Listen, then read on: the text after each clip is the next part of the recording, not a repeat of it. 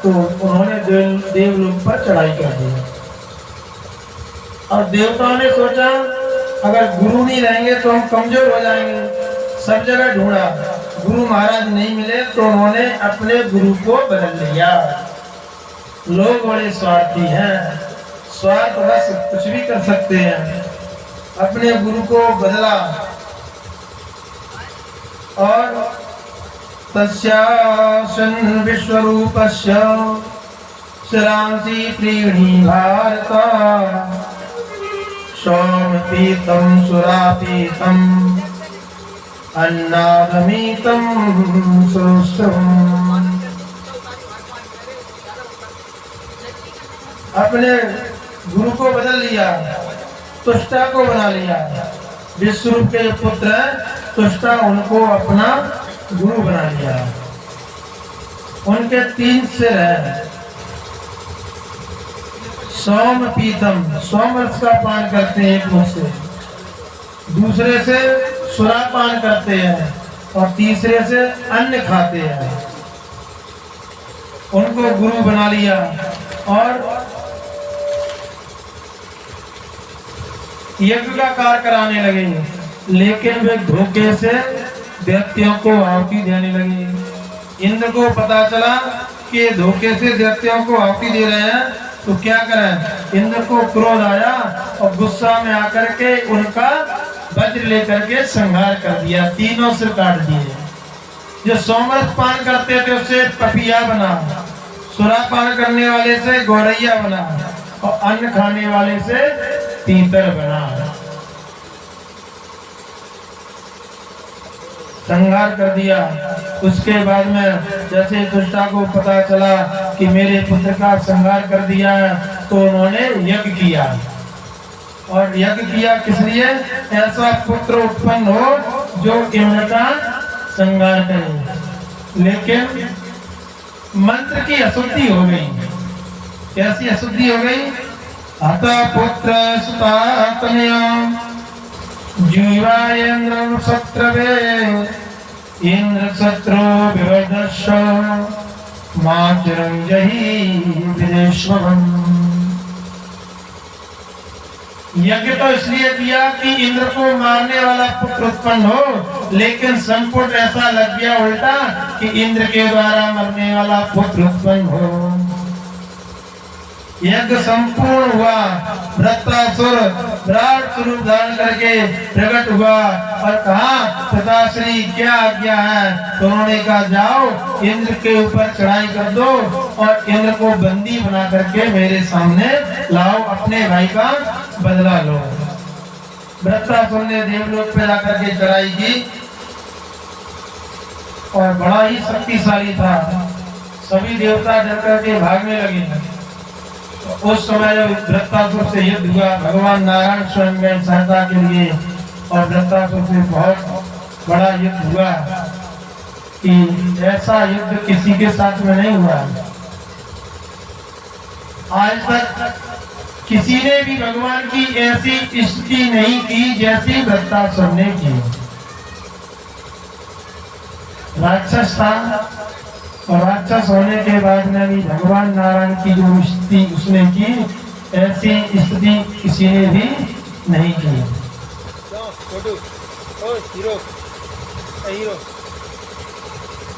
इतना बेस क्यों आ रहा है? मेरा बेस कम है, बेस थोड़ा कम करो ना, हाथ ट्रेवल डालो, बहुत ज्यादा आ रहा है। कैसी राधे? जय श्री राधे। राधे जय श्री राधे। राधे जय जय श्री राधे। राधे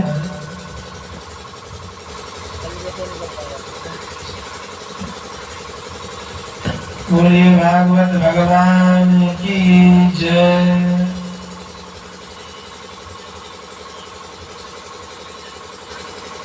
वृत्रासुर ने जैसी भगवान की स्तुति की, जैसी किसी ने भी नहीं की। इतिहास में आज तक किसी भी दैत्य ने ऐसी, दैत्य तो छोड़ो, किसी भक्त ने भी भगवान की ऐसी स्तुति नहीं की। क्या कहता है?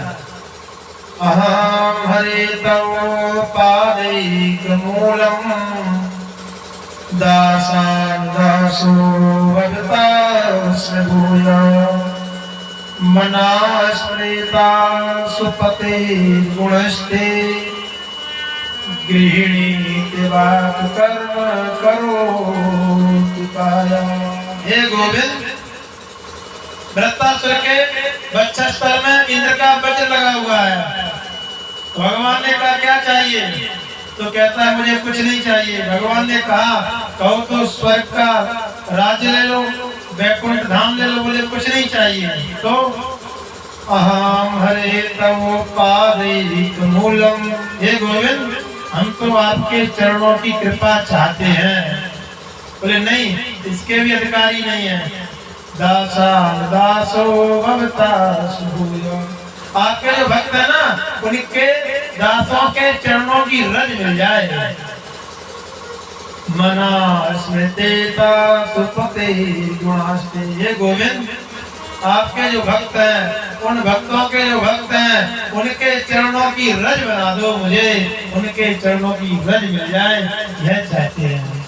नना के पृष्ठम न चापारमेष्टम न सार्वभौमं न रसाधिपत्यं न योग सिद्धिर पुनर्भवं वा समंजसत्वा ब्रीहस्य कांचे। ननाके पृष्ठं न चापारमेष्टं, ना तो मुझे इंद्र का सिंहासन चाहिए, ना मुझे वैकुंठ धाम चाहिए, ना योगियों के द्वारा तपस्या करके योगी लोग जो वैकुंठ धाम को प्राप्त करते हैं वह भी धाम मुझे नहीं चाहिए। मुझे क्या चाहिए? मुझे तो आपका विरह चाहिए। गोविंद आपके प्रति मेरा विरह हो। बोले कैसा विरह हो? तो कहता ऐसा विरह हो अजात पच्छा इव मातरं खगा स्तन्यं यथावत् सराचदाता प्रियं प्रियेव व्यपुस्तं विषण्णा मनोरविन्दाच्च ददृच्छे तपाम। हे गोविंद, अजात बच्चा, छोटे छोटे बच्चे होते हैं किसके?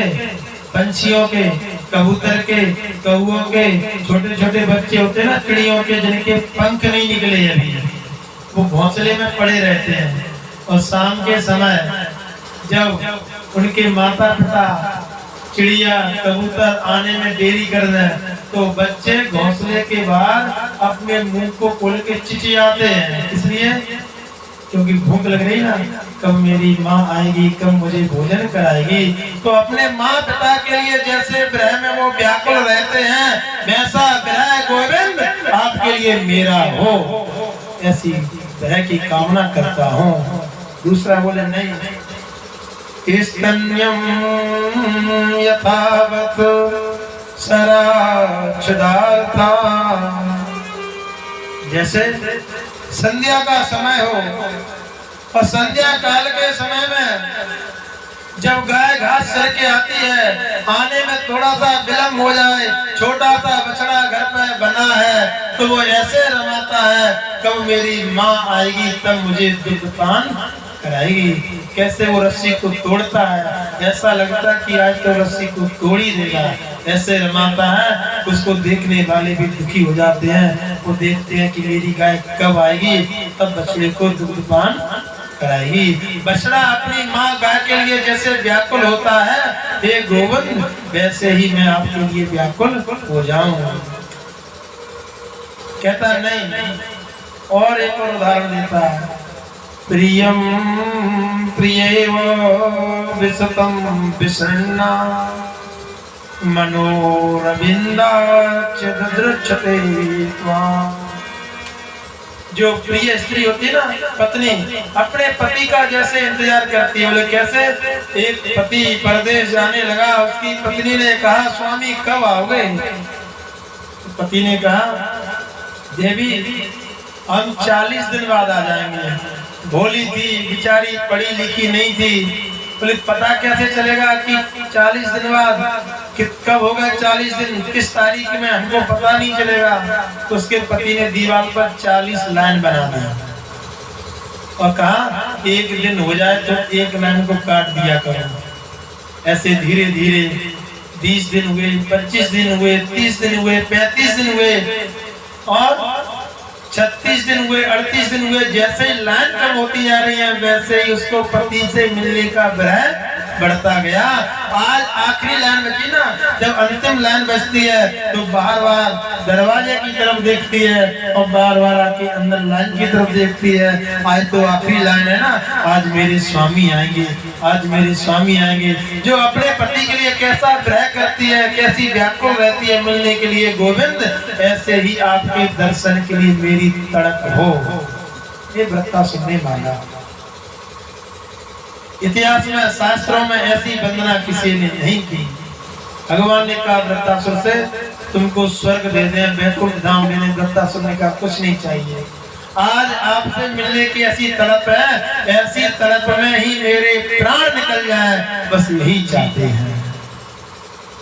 ऐसी उसने विनती की, भगवान ने उसकी मनोरथ को पूर्ण किया। परीक्षित ने पूछा सुखदेव जी से, बताइए यह तो राक्षस था और राक्षस होने पर इसने भगवान की ऐसी स्तुति क्यों की, इसका रहस्य बताइए। सुखदेव जी कहते राजन परीक्षित, एक पूर्व जन्म में बड़ा ही प्रतापी राजा था। इसका नाम था चित्रकेतु। इसकी ऐसी पहचान है, ऐसी पहचान बता दें कि जीवन में इसका नाम कभी भूलोगे नहीं। वृत्तासुर पूर्व जन्म में था चित्रकेतु। और सबसे बड़ी पहचान क्या है, शास्त्रों में श्रीमद् भागवत ग्रंथ के अनुसार सबसे ज्यादा विवाह किसके हुए, सबसे ज्यादा विवाह इसी राजा चित्रकेतु के हुए। कितने? 1000, 10,000, 10 लाख? बोले नहीं, तो 1 करोड़ विवाह हुए। ये इसकी पहचान है। कहते हैं तस्य भार्या सहस्राणाम सहस्राणि दशावन सांतनिकश्चापि नतो नालेवेतासु संसतिम्। तस्य भार्या सहस्राणाम, 1000 में 1000 का गुणा करें, 1000 में 1000 का गुणा करेंगे तो क्या होगा, 1000 में 1000 का गुणा करेंगे तो 10 लाख। और सहस्राणि दशा भवन, उसके बाद में 10 का गुणा करेंगे तो होगा 1 करोड़। 1 करोड़ पत्नी राजा चित्रकेतु की। लेकिन 1 करोड़ पत्नी होने के बाद में भी एक भी संतान नहीं। पत्नी 1 करोड़ लेकिन संतान एक भी नहीं।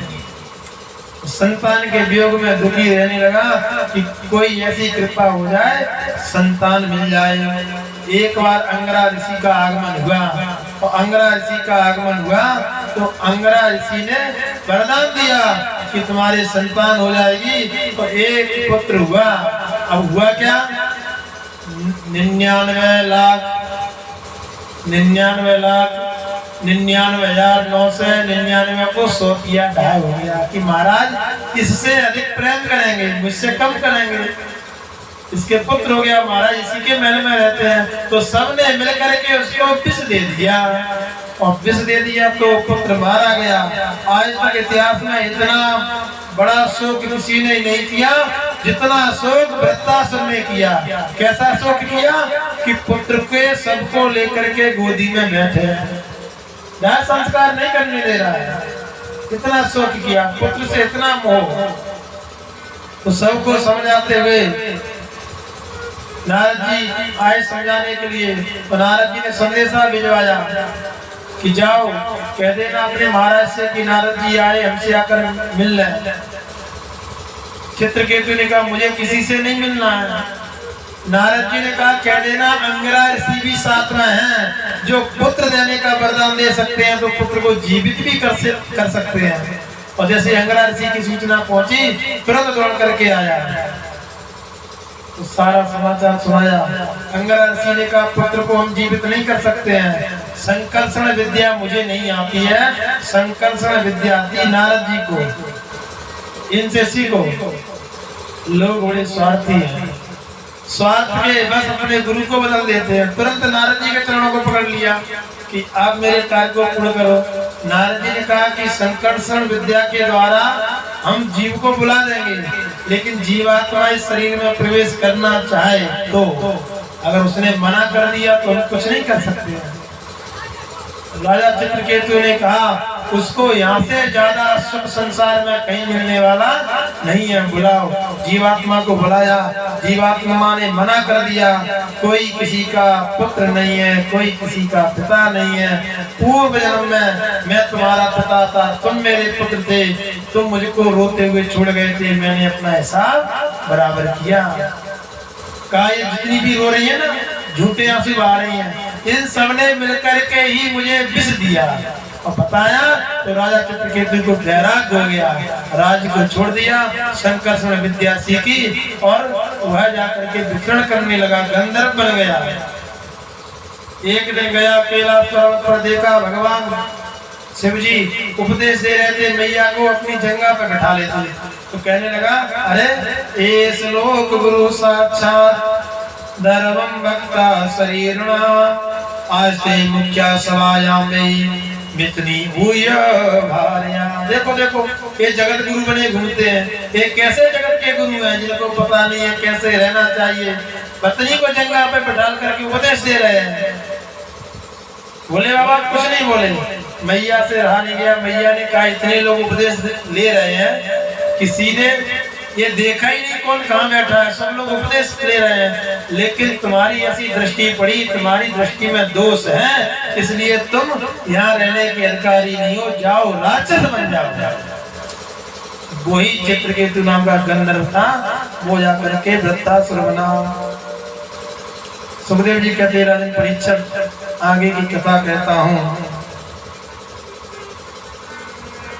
अम्बाम्बहे वधूपुत्रा वीर्यं मार्तं सोचतं रिपोर्विमुखे श्यालाख्या शूराणां वदयिता।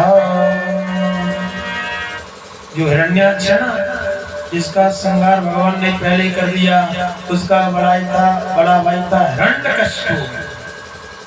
और हिरण्यकश्यप ने देखा, हिरण्यकश्यप कहता है हे माँ आप शोक नहीं करें, क्यों? आप छत्राणी हैं, तो छत्राणियों को कभी भी शोक नहीं करना चाहिए, आप शोक को छोड़ दीजिए। हे माँ किसी प्रकार का शोक नहीं करें, जिस विष्णु ने छल के द्वारा मेरे भाई का संहार किया, उसी विष्णु से मैं प्रतिशोध लूंगा, उस विष्णु को मैं छोड़ूंगा नहीं, आप शोक नहीं करें। स्वयं सुसज्जित करके क्षण में प्रीतम को प्राणों के पड़ में हम ही भेज देती हैं रण में छात्र धर्म के नाते। ये क्षत्रियों का धर्म है, और छत्राणी कभी शोक नहीं करती हैं। मैं जाऊंगा तपस्या करूंगा, और ऐसी तपस्या करूंगा कि उस तपस्या से मैं शक्ति प्राप्त करूंगा, उसके बाद मैं विष्णु का संहार कर दूंगा। ऐसा कहकर के तपस्या के लिए गया। इंद्र को पता चला, इंद्र ने सोचा यदि इसने तपस्या कर ली तो मेरा सिंहासन चला जाएगा। इंद्र तोता बन के आ गए, और जैसे ही वो शिला पर बैठ करके मंदराचल पहाड़ की तरेठी में बैठा, ध्यान किया, और जैसे ही संकल्प करके तपस्या करना चाहा, तो इंद्र तोते के रूप में कहते हैं नारायण नारायण। और जैसे ही नारायण नारायण शब्द सुना, उसने सोचा मेरे शत्रु का नाम पहले आ गया। श्री गणेश ही नहीं कर पाई अभी हमने, तो मेरा शत्रु का नाम ले दिया, इसलिए आज नहीं कल करेंगे। खड़ा होके लौट के आया, और जैसे ही कयादू ने देखा, कयादू ने कहा स्वामी आप तो तप करने के लिए गए थे, आप इतनी जल्दी कैसे आ गए? हिरण्यकश्यप ने कहा देवी गया तो था मैं तप करने के लिए, लेकिन अब सगुन हो गया। कयादू ने कहा कैसा अपशगुन? अरे जैसे मैं तपस्या के लिए बैठा उसी समय एक तोता आया, उसने मेरे शत्रु का नाम ले दिया। स्वामी आपके शत्रु का नाम क्या है? यद्यपि कयादु को पता है कि शत्रु का नाम क्या है, लेकिन जानबूझ करके हिरण्यकशिपु के मुख से कहलवाना चाहते हैं। स्वामी बताओ, हिरण्यकशिपु ने पता है ना? नहीं मैं भूल गई, बताइए। एक बार पूछा तो जल पिलाया, फिर पूछा भोजन कराया, तब पूछा, बार बार कहती है मैं भूल गई। रात्रि काल तक 108 बार नाम कहलवा दिया, एक माला पूर्ण हो गई। और प्रातः काल गया तप करने के लिए, जाकर के बैठ गया, तपस्या करने लगा। और इंद्र ने देखा कि कयादु गर्भवती है, तो इंद्र कयादु को लेकर के खींच के ले जाने लगा। तो नारद ने देखा, आकर के ऐसे कहा, इंद्र तुमको शर्म नहीं आती है? स्त्रियों पे हाथ उठाते हो, तुम वीर नहीं हो। इंद्र ने कहा, एक हिरण्यकशिपु से परेशान, इसके गर्भ में एक और बालक है, 2 हो जाएंगे, पिता पुत्र मिल करके हमको जीना आराम कर देंगे। नारद जी ने कहा, इसके गर्भ में तो भगवान का भक्त है। क्यों? एक कयादु है ना, ये भगवान की बड़ी परम भक्ता है, इसने भगवान के नाम की एक माला पूर्ण करवा दी थी, उसी वजह से इसके गर्भ में भगवान का भक्त है, इसके कारण ही भगवान अवतार लेने से छोड़ दो। इंद्र छोड़ के चले गए। नारद जी कयादु को लेकर के अपने आश्रम में पहुंच गए। हिरण्यकशिपु ने तपस्या की, घोर तपस्या की, हजारों वर्षों तक तपस्या की। उसका जो शरीर है ना, एकदम बामी की तरह बन गया, मिट्टी लग गई, बमीठा खड़ा हो गया। ब्रह्मा जी वरदान देने के लिए आए। ब्रह्मा जी ने चारों तरफ देखा, दिख तो कुछ नहीं रहा, लेकिन आवाज आ रही है। अंजलि में लेकर के जल छिड़का तो उसका शरीर पुष्ट हो गया। ब्रह्मा जी ने कहा, उत्तिष्ठ उत्तिष्ठ भद्रम ते तपासिद्धो शिकाशप वरदोह्यानुप्राप्तो प्रियतामीप्सतो वरा। उत्तिष्ठ उत्तिष्ठ, हे पुत्र, हे बेटा, खड़े हो जाओ, तुम्हारी तपस्या सफल हुई। तुम जो चाहते हैं वो वरदान मांग लो, हम प्रसन्न हैं। हिरण्यकशिपु ने कहा, हाँ वरदान? बोले हाँ। तो वरदान देने के लिए आई कि हाँ, एक वरदान दे दो। क्या?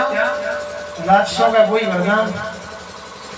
जितने भी राक्षस तपस्या करते बोले एक वरदान दे दो कि हम मरे नहीं, मरना नहीं चाहते हैं। हिरण्यकशिपु ने कहा कि मैं मरूं नहीं। ब्रह्मा जी ने कहा, बेटा ये हो नहीं सकता है, जिसका जन्म हुआ उसकी मृत्यु सत्य है, मृत्यु ध्रुव सत्य है, मृत्यु तो होगी, और कुछ मांग लो। मृत्यु को छोड़ करके, अमरता को छोड़ करके कुछ भी मांग लो। उसने कहा कुछ भी कि हाँ। हिरण्यकशिपु कहना चाहता है कि मैं मरूं नहीं, लेकिन सरस्वती बैठी उसकी जिह्वा पर, एक शब्द साथ में मिलवा देती है। कहता है, अंतर्वा बहिर्देवा नग्नमन्यास्मदपि चायुधये ना भूमो नाम्रे मृत्युर्ना नरै मृगैरपि। ना मैं अंदर मरूं, ना मैं बाहर मरूं, ना मैं ऊपर मरूं, ना मैं नीचे मरूं, ना मैं नर से मरूं, ना मैं सिंह से मरूं।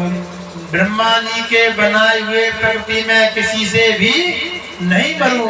और तो छोड़ो छोड़ो, ये सब बातें छोड़ो, ना अस्त्र से मरूं, ना शस्त्र से मरूं, ना 12 महीनों में से मरूं। वो कहता है, ब्रह्मा जी कहते हैं, तथास्तु तथास्तु तथास्तु। बेटा तुम्हारे वरदान तो बहुत कठिन है, लेकिन तुमने तपस्या भी बहुत की है। तथास्तु कह करके ब्रह्मा जी अदृश्य हो गए। अब उसने देखा ब्रह्मा जी चले गए, लेकिन जो मांगना चाहिए था वो मांग ही नहीं पाया।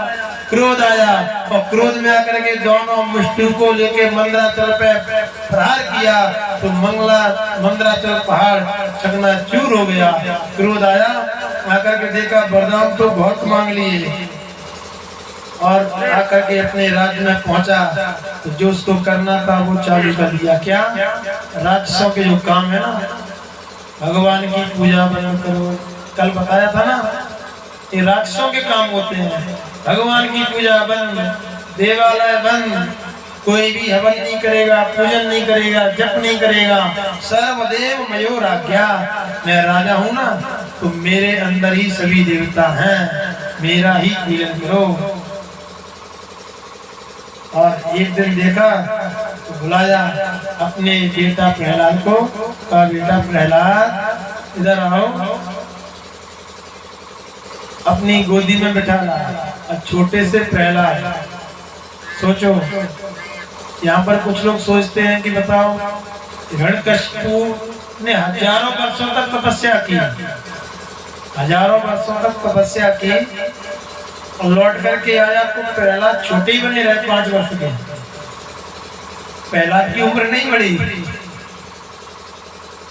देखो हिरण्यकशिपु ने तपस्या तो की हजारों वर्षों तक, ये बात सत्य है, लेकिन प्रहलाद रुके थे अपनी माँ के साथ नारद जी के आश्रम में, और नारद जी के आश्रम में समय की गति का प्रभाव नहीं होता है, वहाँ समय की गति रुक जाती है, इसलिए प्रहलाद छोटे ही बने रहे। प्रहलाद से कहा बेटा तुमने क्या सीखा बताओ, हम लोगों को भी सीखना चाहिए। ये राक्षस है और राक्षस होने के बाद में भी अपने बच्चों से पूछ रहा है कि क्या सीखा तुमने। हम लोगों को भी अपने बच्चों से पूछना चाहिए, ऐसा नहीं कि दिन भर नौकरी पे ही लगे रहो, धंधे में बिजनेस में ही लगे रहो। कभी कभी बच्चों से पूछना चाहिए तुमने क्या पढ़ा। माता बैरी पिता शत्रु ये न बालो पाठना, जो माता पिता शत्रु के समान है, जो अपने बालकों को शिक्षा नहीं देते हैं, पढ़ाते नहीं हैं। राक्षस होने के बाद में भी पूछा तुमने गुरुजी से क्या सीखा। अब प्रहलाद जी विद्यालय में तो जाते हैं, लेकिन वहां का सिलेबस ही चेंज है। दानवराज हिरण्यकशिपु महाविद्यालय, और नारद जी को वो अपना पक्का गुरु मानते हैं।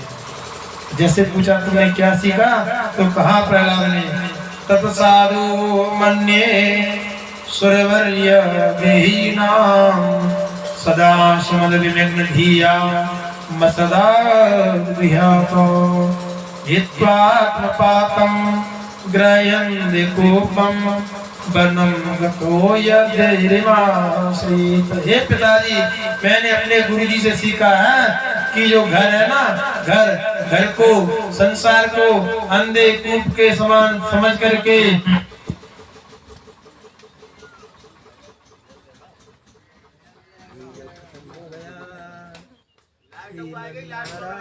नारायण हरि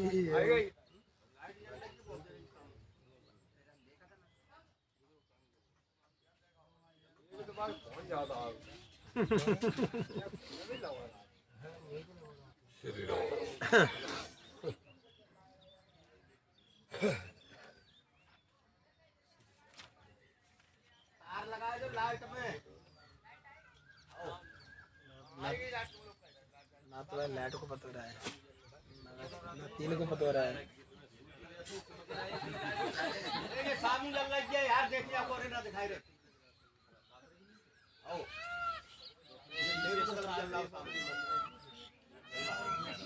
क्या कहा इतना आके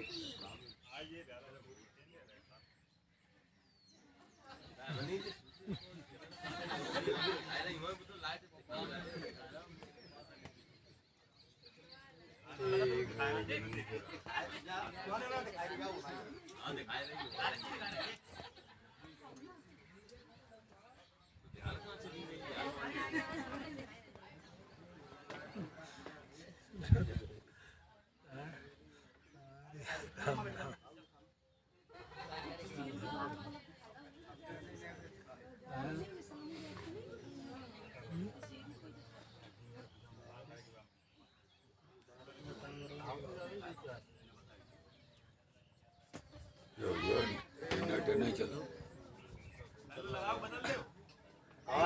डीएल खत्म हो गया, क्या लेके गए डीएल देख ले मैं आगे धारे हो गए, देख लो कौन जा देख लो सुनिए भाई बाबू ए डाट के देखो पैसे ले सुनाओ तब तक कह रहे अब गए डीएल को चला रहे 1 घंटा होगा तो डीएल ये आवाज आते तो अब मैं यार तब से अबे तो क्रू का आया कितनी दूर मिली